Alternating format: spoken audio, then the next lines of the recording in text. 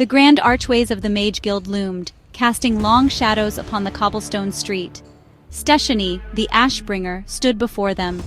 Her crimson robes billowed gently in the breeze, a stark contrast to the grey stone of the guild.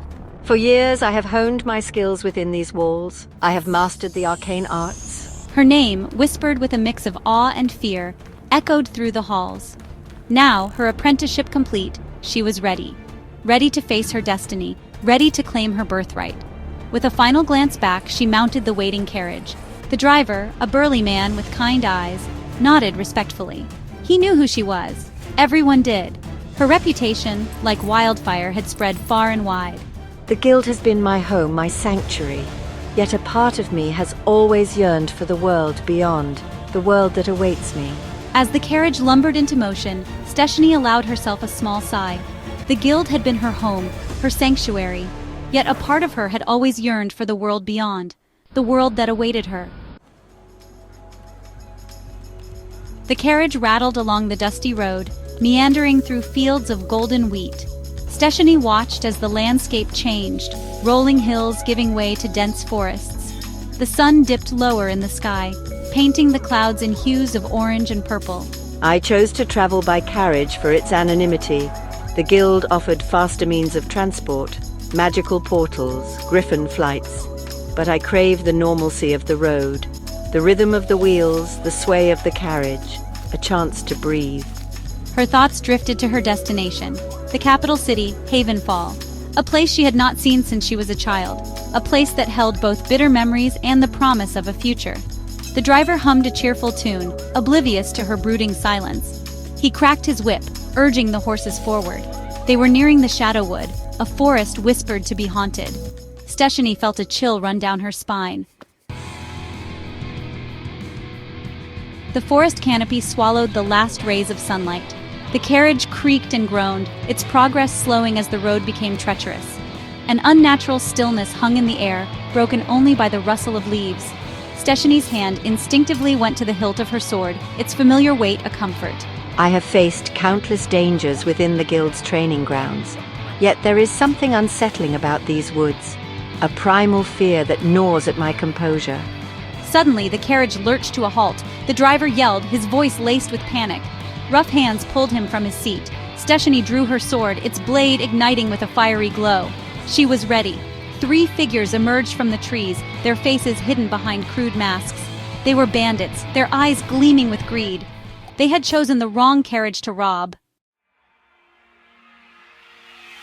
Get back! Her voice echoed through the silent woods. The bandits hesitated, momentarily taken aback by her fiery display. One of them, bolder than the rest, stepped forward, brandishing a rusty sword. Look, boys, a little mage girl thinks she can frighten us. We'll be taking your gold, and whatever treasures you're hiding. He lunged at Steshanie, his attack clumsy and uncoordinated. With a flick of her wrist, Steshanie disarmed the bandit.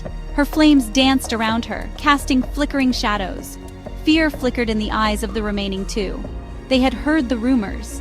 You're the Ashbringer. The name hung in the air, heavy with its implications. Steshanie simply nodded, her expression unreadable. The bandits needed no further encouragement. They scrambled back into the woods, disappearing into the shadows as quickly as they had come. Steshanie watched them go, her sword still ablaze. The inn was a welcome sight. It stood at the crossroads, a beacon of warmth and light in the growing darkness. The driver, shaken but unharmed, had steered us toward it after the encounter with the bandits. I agreed, though still on edge. The inn's common room was bustling with activity. Merchants huddled over tankards of ale, their voices loud and boisterous. A group of adventurers, their weapons displayed prominently, shared tales of their exploits. I found a table in a secluded corner, ordered a simple meal and a glass of wine. As she ate, her gaze fell upon a lone figure by the fireplace. A young man, his back turned towards her, sat strumming a lute. The music was melancholic, yet strangely soothing. He was dressed in the garb of a bard, his clothes a patchwork of colorful fabrics. A wide-brimmed hat hid his face. Steshanie found herself drawn to the music, to the air of quiet confidence that seemed to emanate from him. The bard's music ceased. He turned, and Steshanie found herself looking into a pair of mischievous blue eyes. He smiled, a flash of white teeth against his tanned skin. Enjoying the show? He asked, his voice surprisingly deep and resonant. Stashani hesitated, unsure how to respond. She was used to the hushed whispers of awe, the fearful glances, not this easy familiarity. It was pleasant. She replied, surprised by the slight tremor in her own voice. The bard chuckled.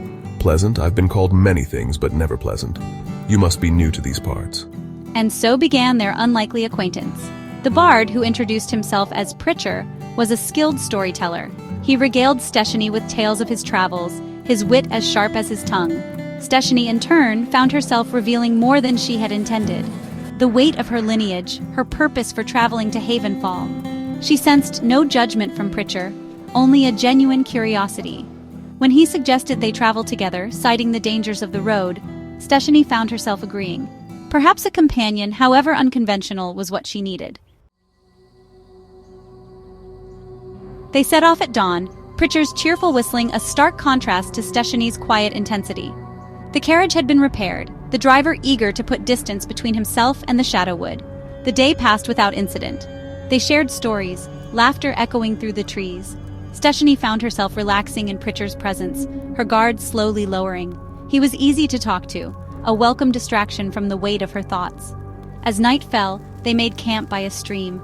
The air grew colder, a mist settling over the land. Stashani felt a familiar chill, a prickling sensation on the back of her neck. Something was amiss. Pritcher, do you sense that? He nodded, his expression suddenly serious. Whispers in the wind. They're drawn to your fire, Ashbringer. The whispers grew louder, coalescing into shapes. Glowing eyes pierced the darkness, ethereal forms drifting towards them. Spirits, drawn to Stashani's magic like moths to a flame.